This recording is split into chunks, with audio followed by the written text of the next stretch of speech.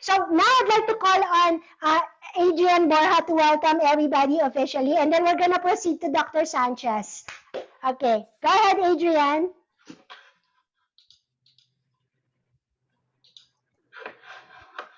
Adrian, you're muted. Unmute kita. Ayan. Sige, spotlight. Ayan.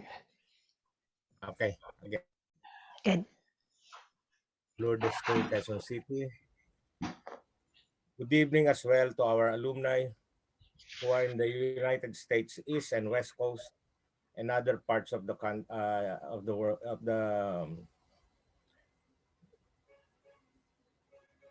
the world.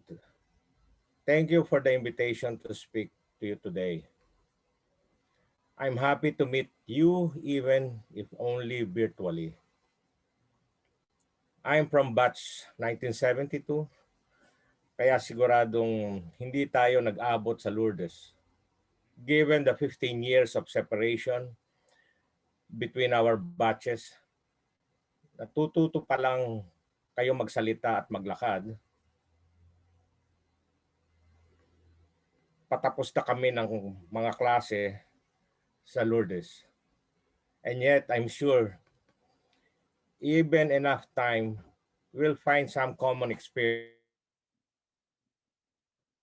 to talk during our memorable years in the hallowed halls of Canlaon and Apo.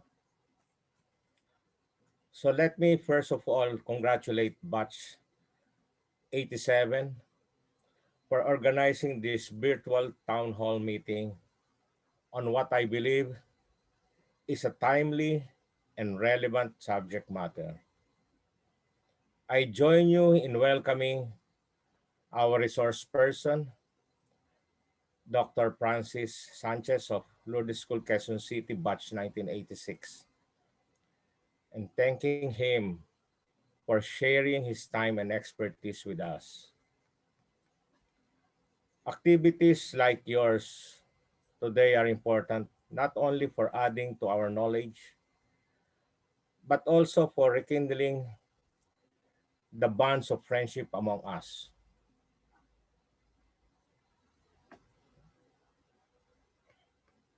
Sons of Lourdes. Meron na nga rin palang babae, so sons and daughters of Lourdes. May there be more of this type of activities for the Lourdes School alumni. Speaking of Lourdes School alumni, the general homecoming annually held in February, actually that's the last Saturday of February, had to be canceled this year because of the pandemic.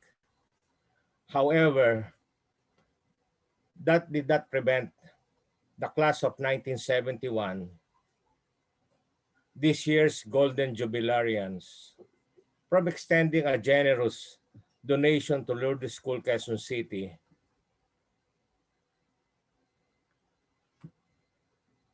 to ensure that the education of children of Lourdes School, Quezon City employees and staff would continue despite the disruption caused by the pandemic, caused by the COVID-19.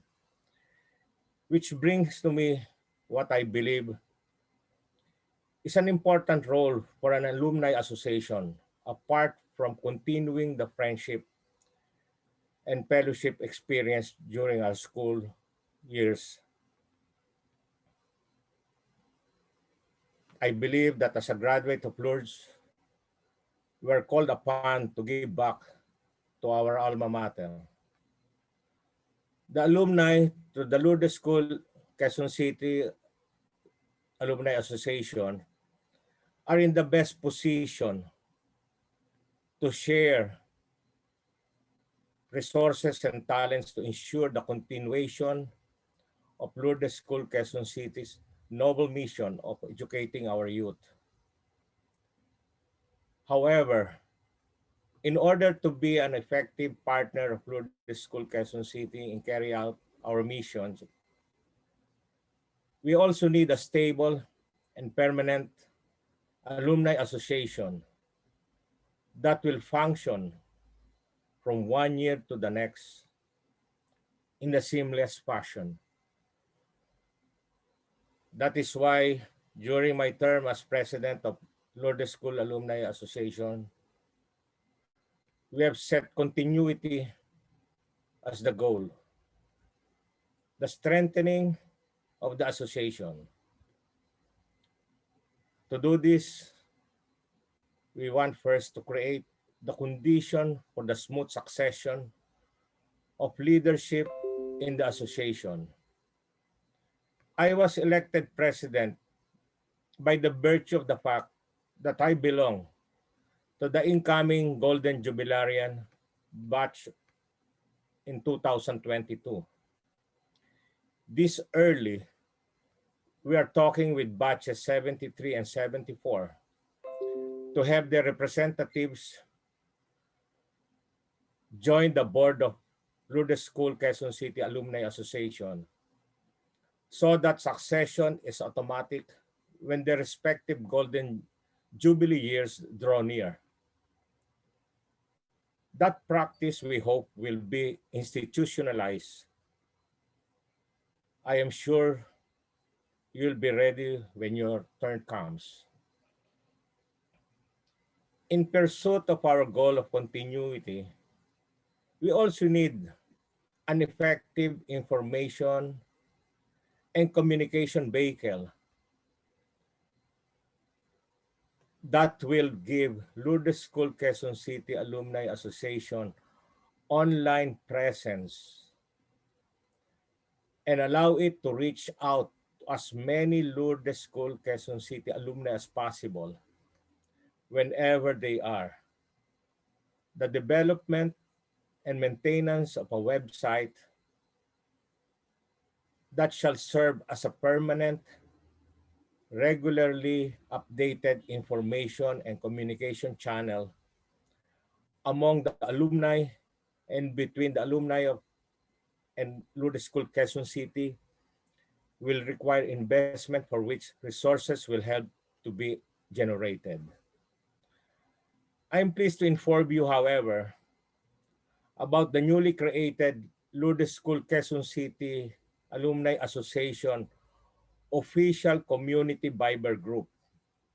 For now, this serves as a convenient and effective medium of communication.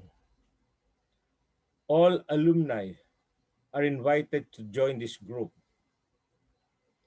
In case this is the first time you learn about this, I can provide the details to the organizers later so that the information can be shared with all of you. In closing, let me say that the past year has been a tough one. In fact, many of the priests in Lourdes School, Quezon City, got infected with COVID-19. I am sure each one of us has his or her own stories to tell about how the pandemic has affected us and the people around us physically, financially, mentally, and emotionally. But through divine providence, we are fortunate to be here right now. And as sons of and daughters of Lourdes, we can do no less than be, in the words of Saint Francis, instruments of God's peace as we go about our daily lives. On that note, I hope we can see you in person in future alumni gatherings. More power to Lourdes School Quezon City of Batch 1987. Packet bonum and thank you so much. Thank you. Wow. Clap naman tayo, guys. Thank you, Mr. Borja. Thank you, Adrian. Welcome. Okay. Thank you. So, yes, so I made a note of the, what I heard you say is that you're looking for a continuity of the alumni officer so that there's no disruption.